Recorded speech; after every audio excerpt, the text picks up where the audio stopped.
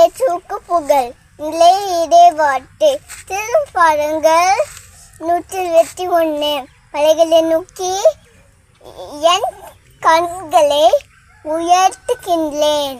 எங்கிருந்து எனக்கு உதவி வரும்?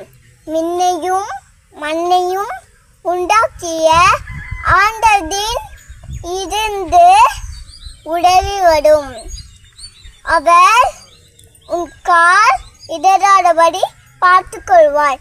காக்கும் அவர் உடங்கிவிட மாட்டார். இதோ இச்சிதைகளே காக்கின்றவர் கண் அடரும் இல்லை உடங்குறதும் இல்லை. அவர் உங்களை பக்கத்தில் விடார். அவரே உமக்கு நிழலாவார். பகலே தடிதவன் உம்மை தாக்காடு, இரவில் நிலவும் உம்மை தீண்டாடு.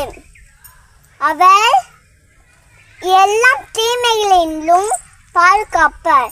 அவள் உன் உயிரை காத்திடுவாய்.